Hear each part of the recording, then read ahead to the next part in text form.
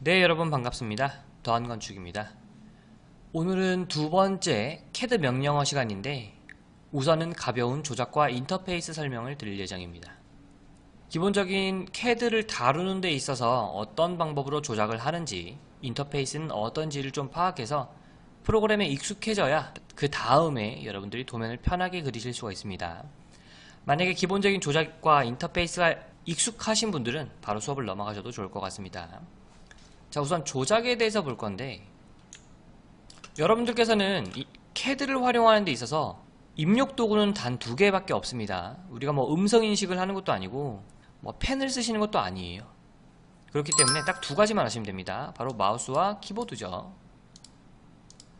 이 두 가지만 알면 우리가 명령할 수 있는 모든 체계는 익숙해진 겁니다. 자, 그럼 마우스는 어떤 명령을 하고 키보드는 어떤 명령을 하는가, 이것만 좀 이해를 하면 좋을 것 같습니다. 자, 우선 마우스 자체는 우리가 윈도우에서 활용하는 그대로입니다. 그래서 어떠한 객체를 선택할 때 마우스를 쓰시죠. 마찬가지로 CAD에서도 객체를 선택할 때 기본적으로 사용이 됩니다. 자, 그리고 우리가 파일을 혹은 폴더를 드래그 앤 드랍해서 다른 곳으로 이동할 때 쓰여지죠. 마찬가지로 CAD에서도 내가 선택한 객체를 이동할 때 쓰여집니다. 자, 그리고 마지막으로 우리가 어떠한 특정점을 지정해 줘야 될 때, 그럴 때 마우스 왼쪽 클릭이 부수로 사용이 됩니다. 그래서 마우스 자체는 어떠한 객체를 선택하고 이동하고 위치를 지정하는 데 주로 쓰여지더라 라고 이해를 하시면 되겠습니다. 자, 그러면 우리가 마우스를 한 번 더 들여다보죠. 자, 마우스 같은 경우에는 요즘 제품들은 사실 버튼이 많은데 기본 마우스를 생각해 보시면 편할 것 같아요. 왼쪽 클릭, 오른쪽 클릭, 그리고 가운데 휠, 이 세 가지밖에 없습니다. 그래서 이 세 가지만 아시면 CAD에서 마우스 활용법은 끝나는 겁니다. 자, 그런데 좌클릭 같은 경우에는 우리가 객체를 선택하거나 위치를 지정하는데, 즉 윈도우와 똑같은 기능으로 사용이 됩니다. 그리고 우클릭 같은 경우에는 우리가 조금 이따 보여드리겠지만 추가 옵션이 뜹니다. 그런데 제가 여러분들께 미리 당부의 말씀을 드리는 건, 우클릭은 CAD를 활용하는 데 있어서 거의 사용이 되질 않습니다. 아주 조금씩 사용이 되는데 그때만 이해를 하시면 됩니다. 딱 그 부분만 아시면 더 이상 필요가 없어요. 그래서 차후에 그 부분 제가 나중에 보여드리도록 하겠습니다. 휠 같은 경우에는 우리가 인터넷이나 어떤 서칭을 할 때 화면을 이동하거나 줌을 할 때 사용이 되죠. 마찬가지로 CAD에서도 기본적으로 휠을 화면 이동하거나 줌을 할 때 사용이 됩니다. 그렇게 이해를 하시면 되겠습니다. 자, 그럼 다음 키보드입니다. 키보드는 명령어를 입력하는 데 사용이 됩니다. 우리도 일반적인 윈도우에서 어떠한 글씨를 입력할 때 사용이 되죠. 그런 식으로 어떤 글씨를 통해서 명령어 체계가 구성이 되어 있는 게 바로 CAD입니다. 키보드 같은 경우에는 특정한 기능이 있다기보다는 화면 대기한 상태에서 명령을 바로 입력해 주시면 됩니다. 그래서 이 조작법은 제가 뒤쪽에서 한 번 더 화면으로 보여드리도록 하겠습니다.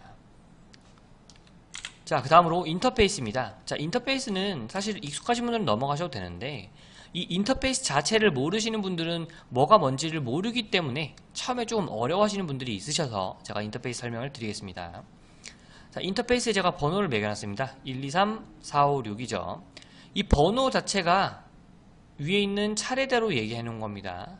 자, 이 이름은 중요하지 않아요. 도구 모음이라고 해서 뭐 도구 모음이 무슨 시험을 치는 것도 아니기 때문에 이 이름이 중요하지 않고 그게 뭘 의미하는가, 이 내용으로 인지를 하시면 되겠습니다. 그럼 첫 번째, 좌측 상단에 오토캐드 마크가 있어요.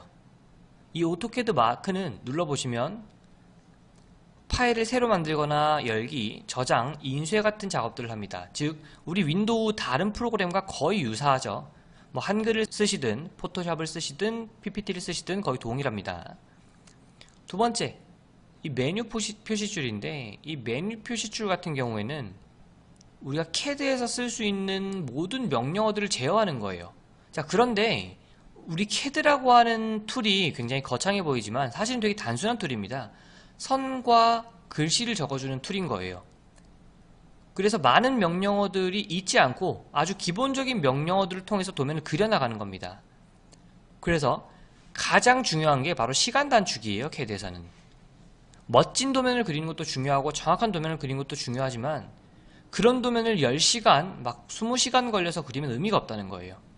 실무에서는 1시간, 2시간 만에 도면을 끝내고 다음 작업에 나가야 되는 게 가장 핵심입니다. 이거는 취준생분들도 마찬가지고 취업한 지 얼마 안 되신 분들도 마찬가지고 현재 일하고 계신 경력자분들도 마찬가지입니다. 캐드에선 속도가 생명입니다. 그렇기 때문에 이 메뉴 표시줄에서의 명령어 제어는 사실 그렇게 큰 의미를 갖고 있지는 않습니다. 자, 세 번째, 넓게 보여지는 화면인데 바로 도구 모음입니다. 그래서 내가 쓸 수 있는 명령어들을 아이콘, 데이터화 시켜 놓은 겁니다. 사실 이 부분도 아까 말씀드린 대로 시간 단축을 위해서 이걸 클릭해서 하나하나씩 적용하는 것들은 삼가는 게 일반적인 방법입니다. 그럼 어떻게 쓰느냐? 바로 키보드 명령어로 바로바로 입력해 주는 거죠. 그렇게 해서 시간을 단축시키는 게 목표인 거지, 이렇게 하나하나씩 클릭하면서 차근차근 해나가는 게 캐드는 아니에요. 물론 우리가 초반에 연습할 때는 차근차근 연습하겠지만 시간이 생명이다라는 걸 잊지 않으시면 좋겠습니다. 자, 다음으로 가장 넓게 위치한 이 작업 화면입니다. 이 작업 화면, 즉 작업 영역은 우리가 거의 대부분의 시간을 쓰는 화면입니다. 그래서 사용자가 넓게 작도를 하는 공간이라고 이해를 하시면 되겠습니다. 그 밑에 이렇게 다른 창이 하나, 팝업 창이 떠 있죠. 이 팝업 창이 뭐냐면 명령어 창이라고 하는 건데, 쉽게 얘기하면 우리가 키보드로 입력하고 있는 걸 기록해 놓고 보여주는 거예요. 그리고 거기에 따라서 반응을 하게 해주는 공간입니다. 그래서 좀 이따 보여드리겠지만, 만약에 지금 이 화면이 없으신 분들은 컨트롤 9번을 누르시면 창이 뜰 겁니다. 마지막으로 제일 밑쪽에 위치한 상태 표시줄이 있습니다. 사실 상태 표시줄이라는 이름은 아니에요. 근데 우리가 다른 툴을 나중에 여러분들께서도 배우시게 될 텐데 거의 비슷한 개념이 상태 표시줄이기 때문에 이름을 동일하게 바꿨습니다.